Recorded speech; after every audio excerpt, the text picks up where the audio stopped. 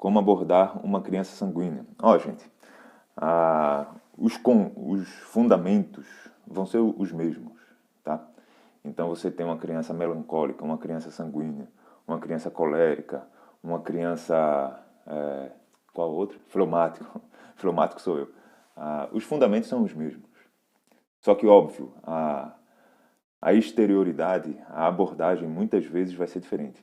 Mas se você tiver a direção de compreender o seu filho, de ajudá-lo a entender os processos internos e como expressar isso, como se comportar, como colocar para fora de maneira saudável, você faz com a mesma intenção, com o mesmo fundamento, com todos os tipos de temperamento. Só que tem abordagens que vão funcionar melhor com um e abordagens que vão funcionar melhor com outros.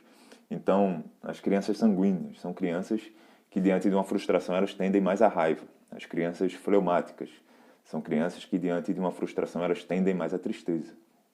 Então, muitas vezes você vai ter que ensinar o sanguíneo a segurar um pouco mais os impulsos, não que ele não possa sentir os impulsos, mas que ele precisa aprender a se comportar de maneira saudável diante dos impulsos.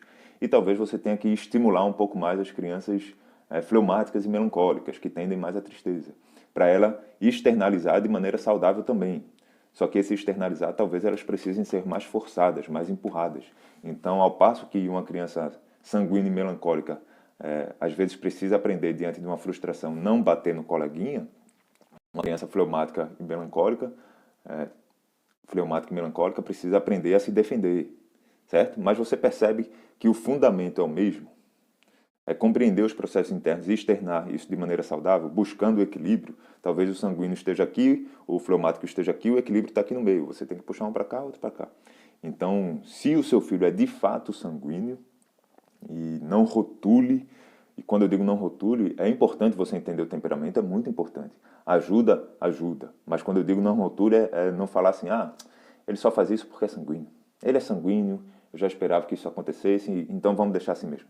Não, eu faço isso porque eu sou colérico, e eu sou assim mesmo, e quem quiser que me aceite. Isso é rotular. Outra coisa é a pessoa compreender, cara, eu tenho essa inclinação. O meu filho tende a esse tipo de comportamento. O meu filho tende a sentir determinadas emoções diante de uma frustração, diante de um não. Então eu preciso ajudá-lo nessa direção. Mas o fundamento é o mesmo, tá? É ajudar o seu filho a compreender os processos internos dele e externar isso de maneira saudável. Se o seu filho é uma criança sanguínea, talvez ela tenda mais à raiva. E você precisa ajudar ela a lidar bem com a raiva. Compreendendo, aceitando a raiva dela, tudo bem sentir raiva, não está tudo bem bater no coleguinha.